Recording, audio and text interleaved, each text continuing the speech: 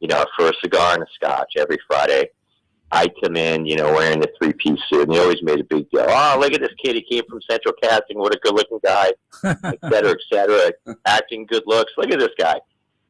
And after browbeating me 6, 7, 10 times, I go, Jim, the guy's name is Jim Demonic. I go, Jim, do you think I can make a move at this? He goes, oh, my God. He goes, hell yeah. He goes, you're a good-looking guy. You're in shape. You got a head on your shoulders.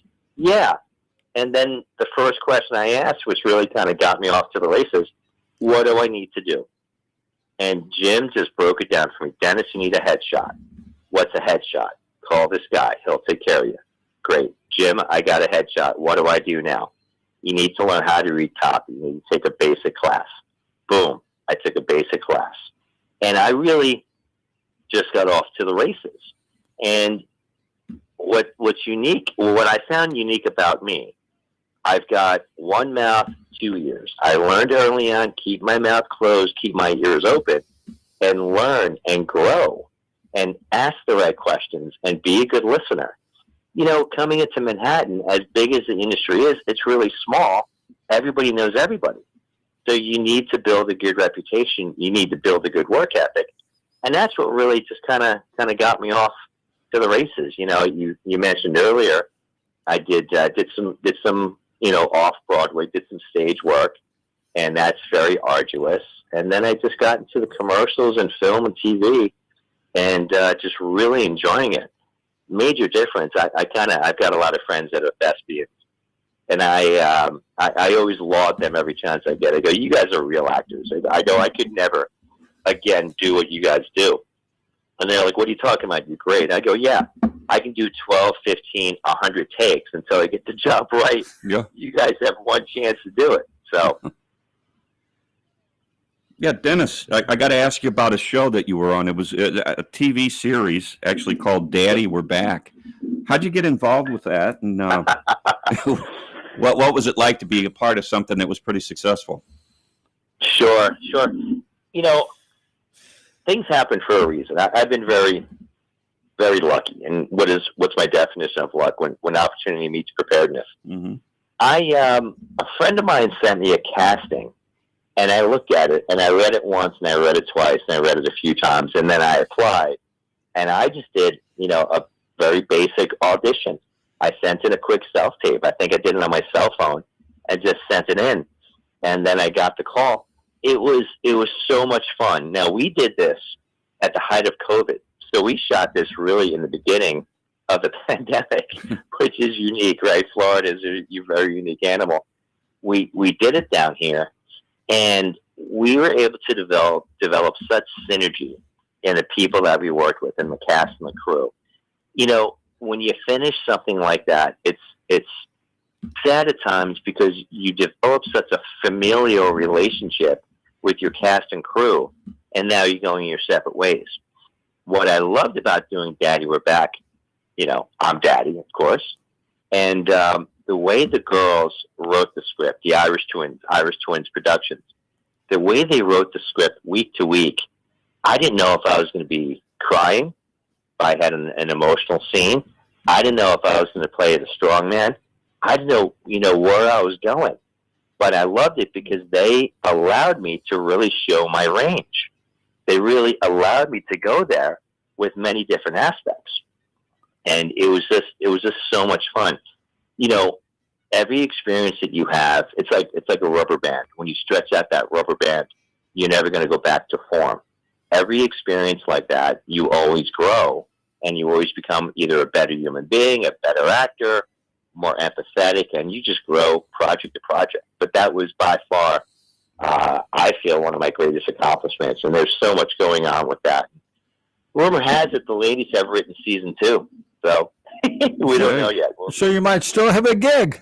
I might still have a gig. Hey, I got to ask you a sub question since you brought it up, Dennis. As an actor, let's say they hand you a script that you find out that you have to do a crying scene, like a really tear-jerking emotional scene. How much preparation time, like emotionally, do you need to do that to be fully prepared for that? So I'm a method actor, and I'll try to unpack all that. I do a lot of work, to develop my character, to read the scripts, and to really get deep down inside. With Daddy, we're back. We get the scripts and we're going through them, and it does take a lot out of the individual. Now, if you look at method actors, who comes to mind? Well, Robin Williams, rest in peace. Heath Ledger, rest in peace. Right. Joaquin Phoenix, the Joker. Al Pacino. I mean, Kenneth Branagh. I can keep going on and on. So I've learned how to get there and how to get to that emotional high or that emotional low. And then I've learned early on how to get myself out of it. Now, when I was doing Lenny, I was driving to New Jersey through the Lincoln Tunnel, and I was the third show in, and it was about 1:00 in the morning, and I was just a mess. I was such a mess. I'm stuttering, I'm stammering, I'm crying. I just couldn't get myself together. I'm on the phone with Jim. Now, again, Jim Demonic used to teach and used to work with the English Academy, and now he's teaching at the American Academy. Pretty high level stuff. So he goes, well, obviously you're a method actor. I go, Jim, I don't give a hoot what that means. This sucks. I can't do this anymore. I've got to go to work in the morning. So I was able to get it under control and learn how to go there and learn how to get myself out of it. Now, here's the thing. I certainly didn't have a dark childhood. I wasn't handcuffed to the ready. Right. I was whacked when I got out of line, but that was that generation. It is what it is. It was normal. We had a good middle class existence, but I'm empathetic. I can read a script, and even doing a table read, I can go there and hit certain aspects of my life and just key off the emotion. Well, that would be your method, and not so terrible. Well, Des, in addition to obviously your acting background, I've noticed that you've also managed to do a little production work. You've assumed, I guess, an executive producer role, associate producer, and so forth. My question would be then, both aspects of the business, of course, require a lot of thought, a lot of preparation, and so forth. You derive a certain amount of pleasure, I guess, from either one. Can you get into the difference between being in front of the camera and then all of a sudden jumping back and you're behind the camera? And the reason I say that is you think about people like Kevin Costner, Dancing with Wolves. He was like the director. Yeah, won an Oscar for best. Best absolutely, Yeah. but he was, he was also the star. Yeah, and he was a star in it. So I mean, that required a certain amount of moxie to And a lot of time. well, a lot of time. And if you want to talk a little bit about that, and I think our audience would be interested in hearing about that. I'll even give you a better example. Kenneth Branagh doing Hamlet. Sure. Kenneth Branagh produced it, directed it, and oh, by the way, he was Hamlet. Yeah, and Hamlet's a real easy guy to play. Yeah. He was from my town, wasn't he? Anybody can walk off the Just a street few and words. play Hamlet. Sure. Exactly. Just a few words in that dialogue. So, I'm fortunate enough to draw from my corporate experience. When I'm asked to produce, now I will never direct. And I've been asked to direct by many friends. I'm like, look, yeah, I don't direct. Well, why not? You'd be great. No, you would hate me. Oh, Dennis, you're such a nice guy. No. You would hate me. And then they're like, what are you talking about? I go, I expect so much out of myself. If I'm behind the camera, I cannot demand out of the actors and the crew what I demand out of myself. And people either understand that or they don't. So from the production perspective, if let's say, right, you guys, you have a script, right? And you come to me, Dennis, we want you to produce this. We want to take it to the next level. We want to win the Academy Award. We want to rule the world. Okay. Something easy. Right? Small stuff, small goals. Right. I am being hired as your CEO. Okay? Right. I answer to you. You gentlemen are the founders of this firm. Okay, you see where I'm going? I corporatize it to keep my little mind around it, to wrap my mind around it. So what do? As your CEO, it is my job to achieve your vision. I hire a director. Let's say I'm the CEO. I hire the VP of sales / the director. Then I hire a DP. Then I hire a UPM. Then I hire a casting director. And I tell everybody, I'm a communicator. I desire and I expect proactive communication. Now, I only hire the best because here's the thing. I empower you. You understand the goal and what we're doing. I'm telling you all this because it has allowed me to keep my mind around it. And again, go back to what I said before. This is business. You gentlemen are the founders. You're the writers. It's your script, etc. You've hired me, and I've hired a crew, casting, etc. to achieve the goal. I tell you this because I really find it cathartic. Now, I enjoy producing, not as much as I enjoy being in front of the camera. And if you look at it, name any good director that's out there. There's hundreds that we love. They all work with the same crew. Now, there's a reason for that, right? Over and over and over. Yes. Yeah, and there's a reason for that. Because here's the thing. You gentlemen have been working together for a while. Why? You have synergy. Hopefully you like each other. And you're having fun. So why would I hire someone, a director, a DP, a UPM, that I'm not having fun with or I'm not able to relate to? And that's what it comes down to. I'm able to wrap my little mind around it because I corporatize it. And I even explained the same thing I just did to the people, to the director. Here's the thing. I expect you to be the best of the best. I expect X, Y, and Z. DP, I expect X, Y, and Z. And that's why I've been able to really produce some quality stuff, some great commercials, some shorts, some features, because I have great people with me. And that's how I go at it. And either, from a creative perspective, if I'm working with true creatives, they're like, wait, what? What do you mean corporate? And then I explain it to them, and I literally teach them, and then they appreciate it. But it's tough to take a creative and say, I'm going to corporatize this, because they look at it like it's garlic and holy water. They run the other way. Until you really explain it to them and why we're going to be efficient, why we're going to be communicative, why this is all about timing, and it's all about money. So. Yeah, Dennis, I want to follow up on that. We're speaking with Dennis Mallon out of Florida here on Movies and More. And Dennis is, I guess, primarily considers himself an actor, but he also wears other hats in these productions.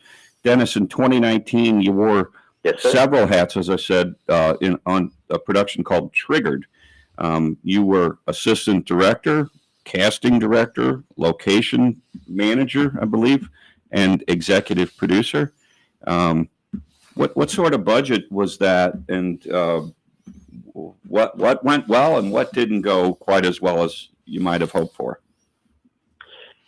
Well, Triggered is it was a really interesting project. The writer-director, young woman, and I wanted to really, I saw a lot of talent there, and I wanted to support her the best way possible. Now, when I came in there, I did produce, and I had to keep it organized. It was interesting running in an independent film genre with younger active crew. A lot of times it is like herding cats, and I've got two beautiful cats I love, and they're pretty cooperative. And not to disparage the cats, yes. No, I love my girls. They're actually sitting here watching me talk to you. But it's like herding cats.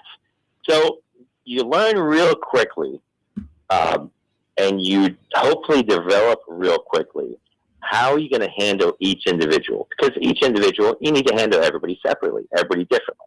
As long as we're on the same page and we're looking to achieve the same thing and have the same collective goal, we can move forward. And that's what I kept on bringing back. I kept on bringing back. Everything that we're doing collectively is to achieve X. Yes, we're going to appease other egos.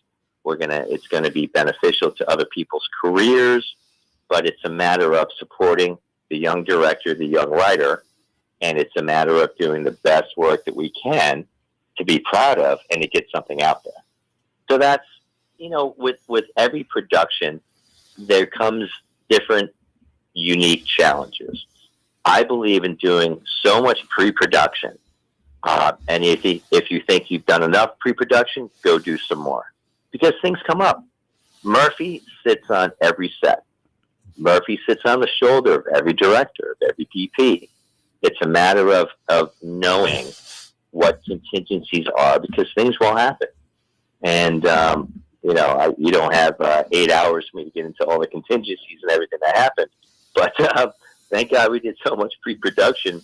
We were able to handle the trials and tribulations that came up. And I was the gray hair. I really was the gray hair. I was the calming factor, if you would, to know that, okay, there's a little spark, there's a little flame. Okay, well, let's communicate. Where are we? Let's keep organized. Let's put that fire out real quick. And this is what we're going to do. So, but that's, I'm going to tell you, there's very unique obstacles on every production that you're on. Well, you like that? Well, I like that, and that really shows the sign of a true trooper. I mean, you improvise, you adapt, you overcome. That's what we used to say in This Man's Navy, and that's very, very, very indicative of a producer or director. Because on a movie set or a television series or whatever, you just never know what's going to happen. I mean, and of course, you hope everybody hits their marks and remembers their lines, but there's invariably that part that happens with lighting or the sound or whatever, and you gotta kind of change gears in the middle of the stream, because horse is in the middle of the stream, right? And go forward and do it. Yeah, change right. cats. Right. Yeah. Dennis, you did an episode of called Faces, which was about post-traumatic stress PTT. PTSD. There you go. I've known a lot of guys have suffered from that. I came over from the Vietnam era, and guys came back. When my father was in the Navy, he was in invasion of Okinawa, and unfortunately, about 230 of about a 270 cruise ship went down. He was one of the survivors. He carried that guilt for a long time. We never knew what was really wrong until I went in, and then I came back out, and by that time they diagnosed kind of what that was, the combat thing. So I'm assuming that the PTSD, dealt with either the service or with when we see this with police officers, law enforcement, And can you tell us what the significance of playing that particular role, covering that genre? And how did you prepare for it? Yeah, most certainly. Yeah. Sure. Well, first off, thank you for your service, by the way. You're more than welcome. So in my 53 years, I only have one regret, and that's not serving our country directly. Mm-hmm. But there's many ways to serve. So I've always said to myself, I'm blessed to do what I do. I want to give back to the vets. I want to give back to, ASPCA type stuff. I want to give back as much as I can. So I came across this project, and I was cast in this project. And that was, I think, the third veterans project that I've done over the past few years. And what I liked about the script, it was the executive producer's true story. And it's really just the life that he went through. And I remember I was on set for a few days, and he comes to me during break. He comes to me during lunch, and he goes, "Man, you were such a badass. You're coming across strong the way I want you to come across." He goes, "But you're just not getting it." And I'm like, "Oh, now we've already done pre-production. We've already, broke down the characters. We've already done everything we need to do." I go, "Okay, so what do you mean?" I go, "Are you enjoying my performance?" He goes, No. He goes, "You're awesome. There's just another aspect of it." I go, "Okay, well, tell me." He goes, "By this point, I'm a mess." I go, "What do you mean you're a mess?" He goes, "I'm crying, I'm stammering, I'm snotting. I'm all over the place. I go, okay. I go, is that what you want to see? Now, mind you, we had a young director at the time, and he's kind of listening into this conversation. And I said to the producer, I go, okay. I go, give me a chance. Give me a few minutes. Let me get into it, and I'm gonna hit you with what you need. And the director's just shaking his head. And the director said to me, he goes, look, I'm going to give you two actions. I'm going to give you, action. You start building up. I'll give you a second action, and I want you to let it all hang out. So, okay. And it's interesting how I kind of take pride when the director can get what he or she needs in a matter of a few takes. I really take a lot of pride in that. So, action, we're building up. He sees my energy. He sees my eyes getting red. And I look at the corner of my eye. He flicks his hand, gives me a second action. And I just go there. And I just get emotional. And I just start crying. And I start, just choking up and just doing my thing. In the corner of my eye, I see the executive producer in the back of the set. He's crying. Oh, man. So It's believable. I'm thinking to myself, yes, I got it. Internally, I see him. He's breaking down emotionally. And it was interesting because we got it in a matter of really 3 takes. And the only reason why we did 3 takes, you want to get 3 different angles, which I'll give you whatever you need. But, it's interesting because, again, if you explain to me what you're looking to achieve and what we're looking to do, I can go there. And it's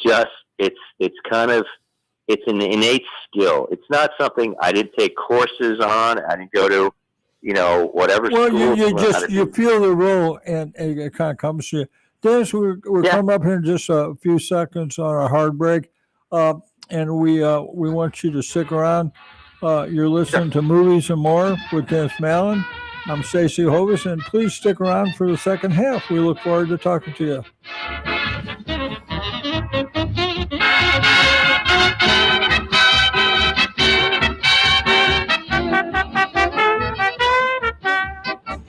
If you're looking for a new, informative health and lifestyle show to gain knowledge and inspiration to help guide your journey to think, work, and live more powerfully, then you need to listen to Sage Advice with Melissa.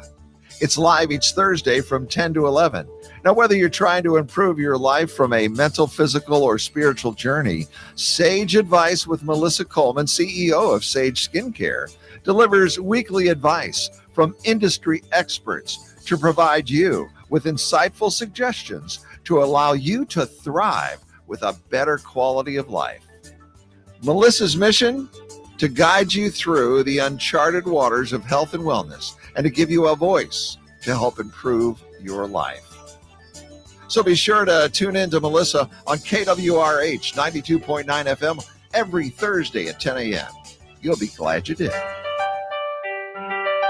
Hey, listeners, saying thanks to your customers is nice and polite, but expressing your gratitude in memorable and ongoing ways can boost your business. At Promo Experts LLC, we exceed our customers' expectations. For over 20 years, our product knowledge and experience has helped them with their marketing initiatives and trade show graphics.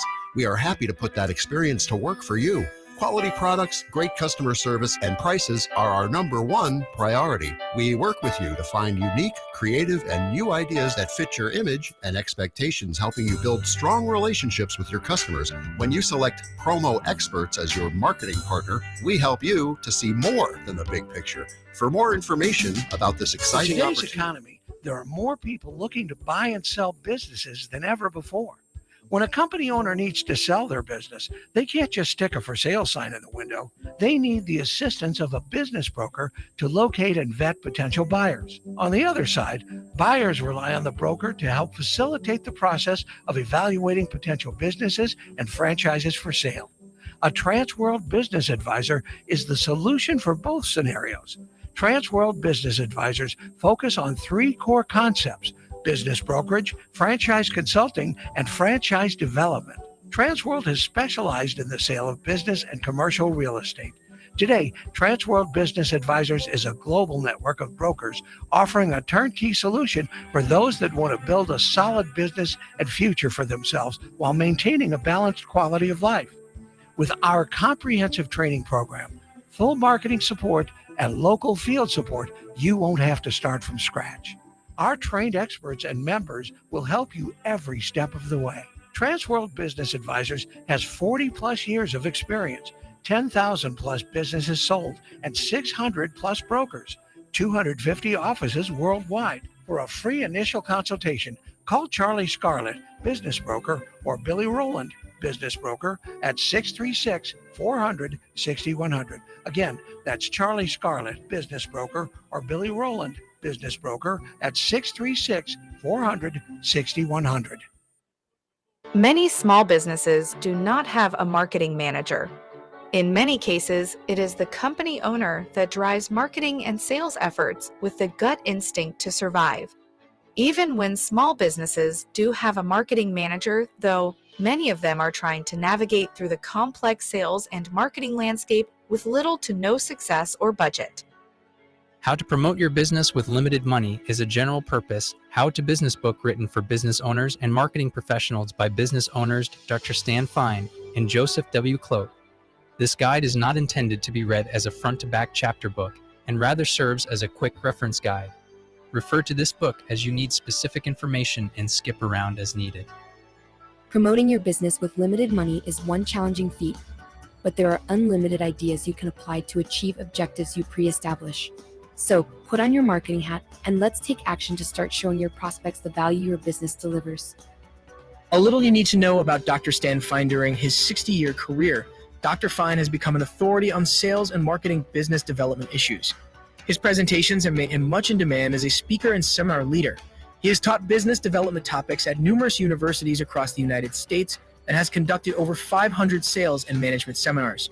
Some of Dr. Fine's credentials in corporate America are currently Dr. Fine serves as a co-host of the Your Business radio show on KDORH 92.9 FM in St. Louis and a co-host of Nationwide Daily Radio Show on my genre radio network on the Zeno Media platform. In 100 cities, he is also on a daily TV show on the Valuable TV and the Real TV networks. Go and get a copy of How to Promote Your Business with Limited Money today. To purchase your copy of How to Promote Your Business with Limited Money, go to It's Your Business website at www.itsyourbusinessradio.com.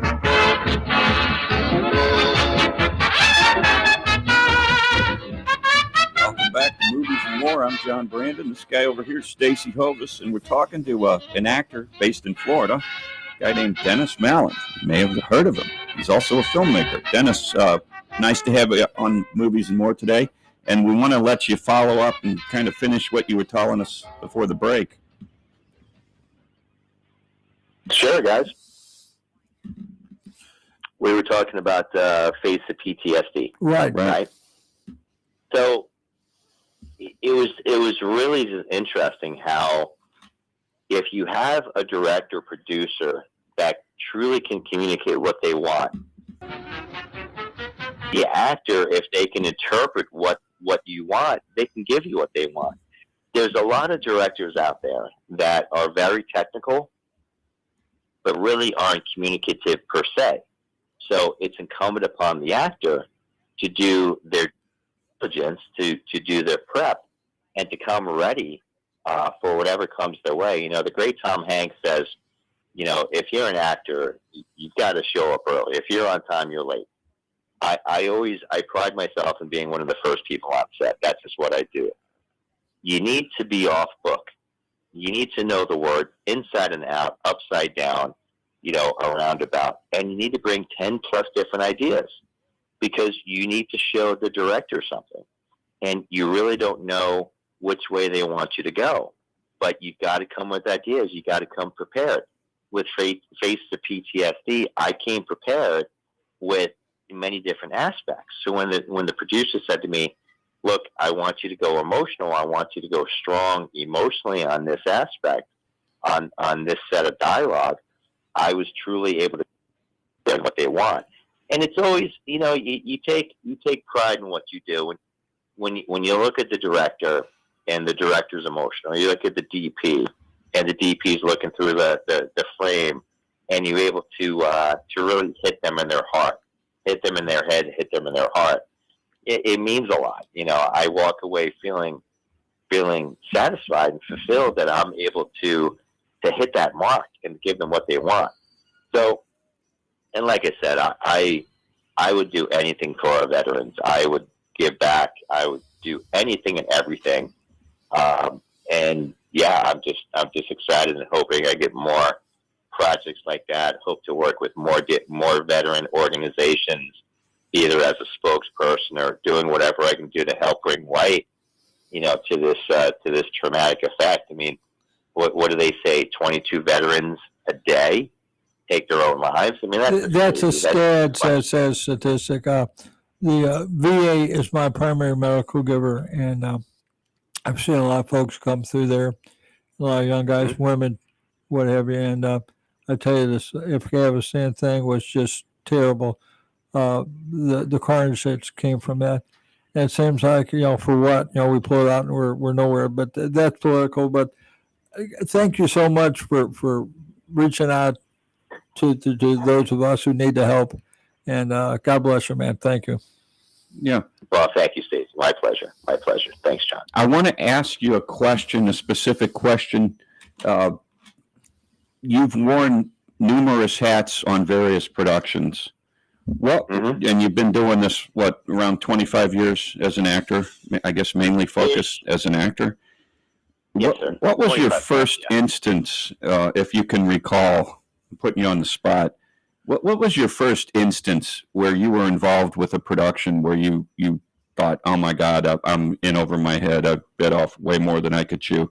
Have you had one of those moments with anything? Because anybody that directs, writes, films, acts, at some point, I think along the line, you get involved, you get too deep into something and you're not fully prepared.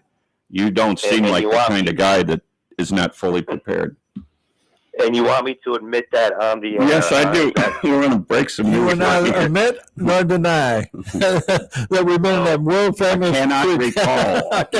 I'm a member of that, Mr. Chairman. Exactly. Your Honor, I cannot confirm nor deny. Right. You know, you've. I'm not to say fake it till you make it. Okay. I'm not to say don't let them see you sweat. I'm not going to give any specific names because, you know, protect the innocent, of course. Sure. But yeah, I felt like I was in a few things years ago in Manhattan. I was brought on, and as much as I tried to get everyone to coalesce around the specific goal of doing the best to bring this person's script, this person's life's work to fruition, I found myself really frustrated by, from the PA to the director, egos were so prevalent, so strong, and here I am going rah team, you know. So yeah, there are times, but here's the thing: if you keep organized and you keep calm and you keep communicating, you can get over any obstacle. And that's what it comes down to. Now, I'm not going to sit here and tell you, no, I've never felt overwhelmed. Oh, no. Yeah. Life is grand. It's been an easy journey for my 53 years. God is great. Of course. But here's the thing. If you go back to your basic block and tackle, if you can do the basic block and tackle, okay, you can communicate that, there's nothing you can't get over. Now, have there been fires on set? And you know what I mean by fires. And sure, hopefully you work with enough professionals where you can get things under control, get things back on track, and keep going forward. But yeah, without a doubt. And that's what it comes down to, is communication. What I try to do every night when we're wrapped. It could be 2 a.m, it could be 7 a.m, whenever we're wrapped. I want to have a little get-together with what I call my executive team. Okay, what do we do? What do we do good? What do we do bad? What can we improve on? It might take a half an hour. It might take an hour. It might take 5 minutes. But it's a matter of keep pushing with that communication. You know, Dennis, you know, we're falling behind on this. We're over budget on that. Okay, what do we need to do to get back on track? Well, I don't know. I don't know. What do you want to do? Okay, well, here's what we need to do. And you got to bring a certain calmness. You got to bring a certain calmness. Same thing. I'm a 25-year-old CEO of a technology company. I'm sitting across from investors that can make or break me. And they're asking questions I don't know how to answer because A, I don't have the life experience. B, I don't have the life experience. And C, I'm not going to BS anybody because they can read right through you. So open and honestly, you know, that's a great question. Let me get back to you with an answer. And that's what you need to do, because that's, if you BS people, they're going to find out real quick. If you communicate with people and you try to do the best you can with everybody involved, I believe people appreciate that. I know, at least I do. So I don't think I gave you the answer you want. But I mean, I define making a film as sort of organized chaos. There's things want to go wrong. Things want to not go right. It's just it's like making sausage. Absolutely. Have you ever made sausage? So, I had a Sicilian wife, and her father used to make zizitza, you know, and I had the pleasure of come over here, you help me, we mix it up, we do the thing, you know. And I said, listen, I'm not. I gotta be honest with you. His name was Mr. Gusto, and I always call him Mr. G. I said, Mr. G. I said, to be honest with you, you're making disease that looks like a Polish sausage that never made it, you know, which didn't go over real big. I thought it was funny. He looked at me like Polish sausage. Oh, yeah, okay, yeah. Yeah, you know, it's like making a sausage. That's right. We all like it. We all like it grilled. We like it in an Italian roll, sausage and pepper. You know, that's how we like it. Maybe a little gravy or a little sauce, depending on where you're from. Yep. You know, but we don't want to know where it's made from, and we don't want to see it. We want to sit in our cushy chair in a big theater and look at a big screen and go, wow, look at that, and not have a clue as to blood, sweat, and the actor. Yeah, you know, you want to know why you go bald, because there's a lot of stressors. Yeah. But again, try to keep the chaos, the cosmos. Try to keep it organized. Dennis, strictly as an actor, from an acting perspective, are you comfortable with how many usable takes do you feel like you need in your head to be captured, so that you know that you've got that scene?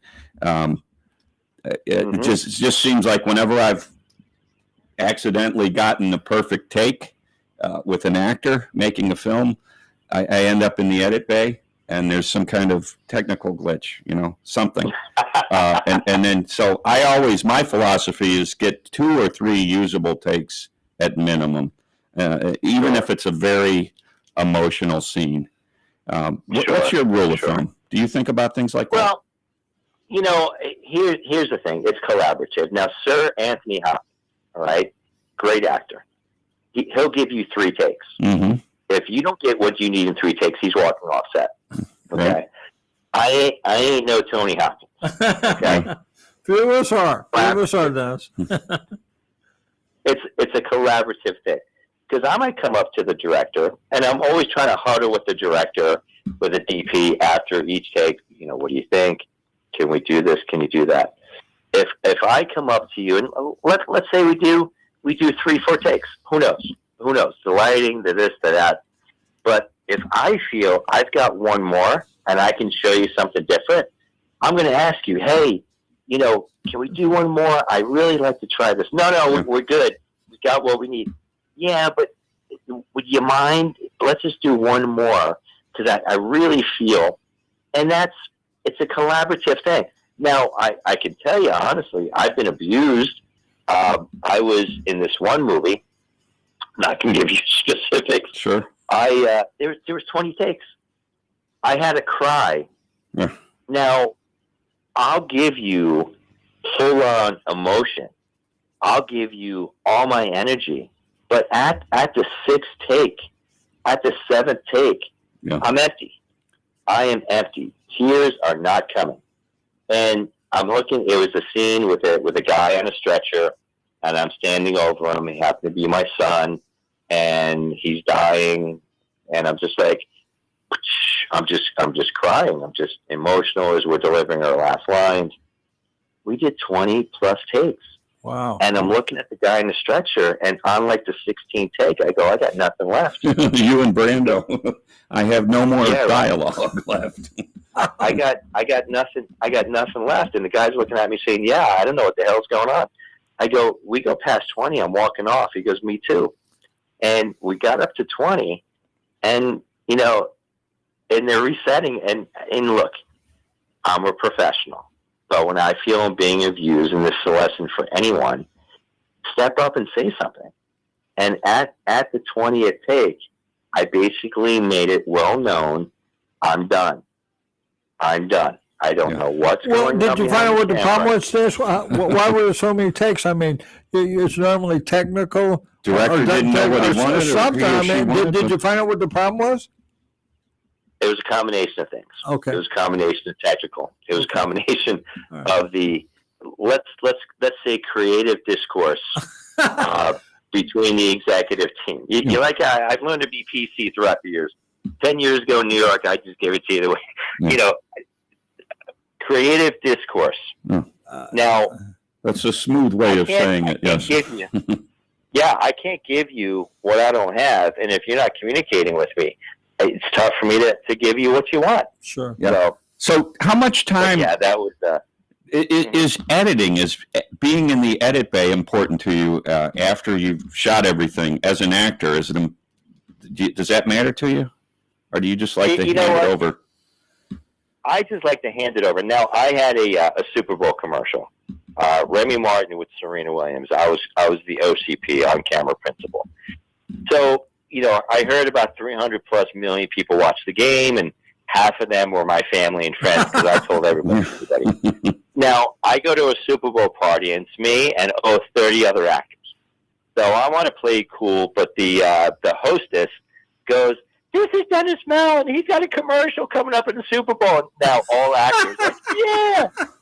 So now we knew it was first quarter, second set. So of course I've got my cell phone out. So does 30 other people. Now I'm thinking, oh my gosh, what if the editing gods cut me? What if, now I know I got paid, it was SAG, so it was nice paycheck, but what if I got cut? How embarrassing would that be? Okay? And all I thought to myself, you see my big nose, you see me from the opening frame, and about 5 other times I'm like, thank you, Lord. You guys, how embarrassing. I'm telling you all that because you remember we said about the sausage making process? Sure. It's just as bad. Now, the movie The Irishman, I was in The Irishman, that took 3 years to edit. Yeah. 3 years. Now, I'm a big Denis Villeneuve fan. Dune 2 that's coming out soon. I can't wait. He documents, and it's on YouTube, how he goes through his editing process.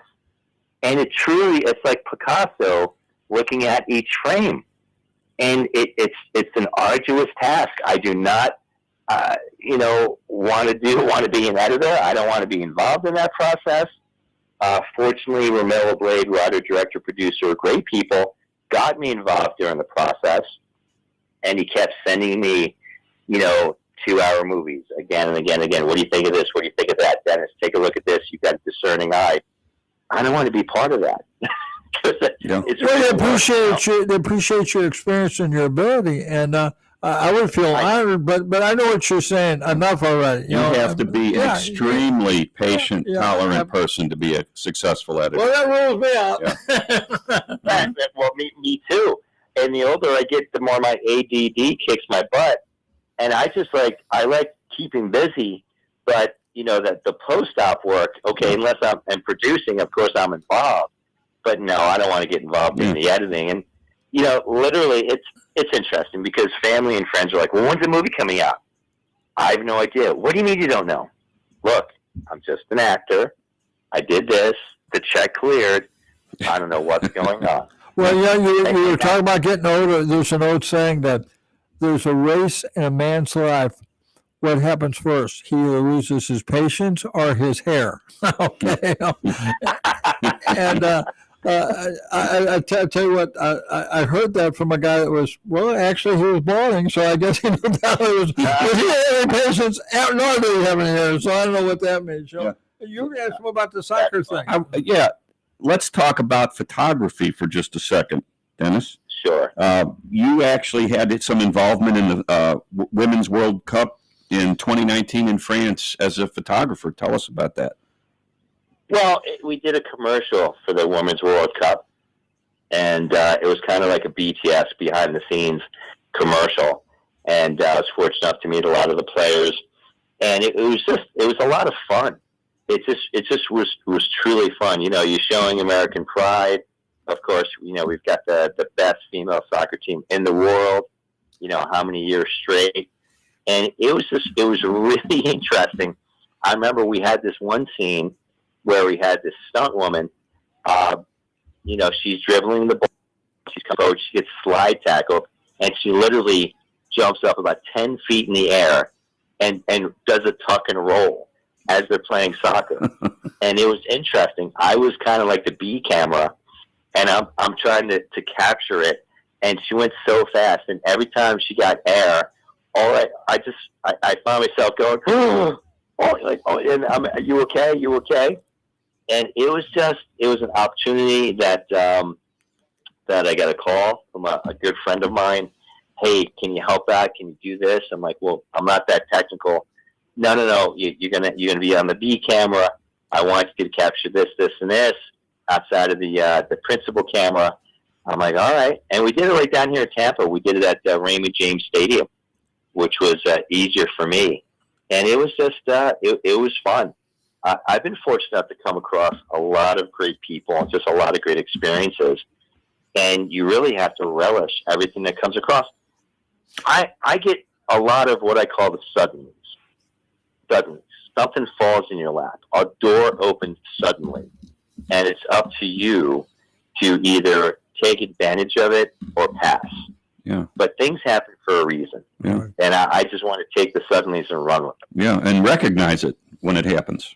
Des, I'm going to ask you about a TV movie you did called The Brothers, and you were cast as Detective Harris.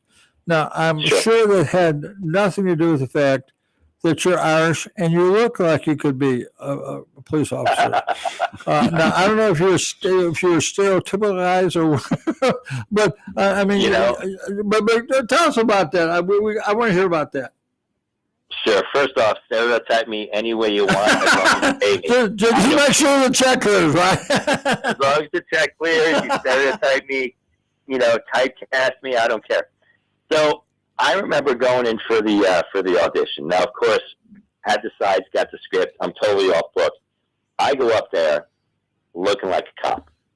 Right. I go up there with a cop attitude. Now, I've got a lot of friends that are on the job, so you know what I mean. Yep.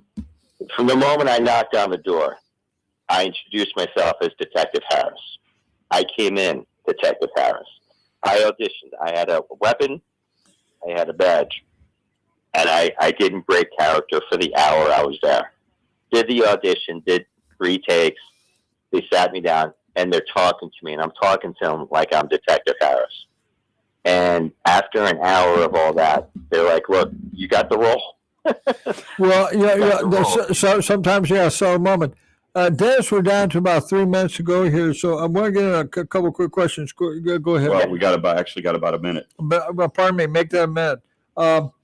Real quick, the streaming market as we know it today, how do you see that affecting acting roles going forward for yourself? I think it's beautiful. I think it's a great thing because there's so much content and there's so much opportunity. So, no, I embrace that. I embrace all the new streaming channels, all the money that comes with it, and it gives so much more opportunities to people like me and fellow actors. Dennis, listen, buddy, I want to thank you very much for being on Movies and More today. You've given us just an incredible vista of just some tremendous talents that you have. And I wish we had another hour so we could go over the list of your credits and so forth. But again, thank you, my brother, for coming on with us, from one traveling man to another, if you know what I mean, right? Okay. Yes. And, Tyler. being from the East, right? Okay. Yes, sir. You understand? Yep. Okay. I Well, do. listen, thank you again for listening to Dennis Malin. I'm Stacy host, John Brandon, and We'll see you next time. Next week on Movies and More. And don't forget to take Mama to church on Sunday. Y'all have a good weekend. Bye-bye. Take it easy. Thanks, gentlemen. Bye.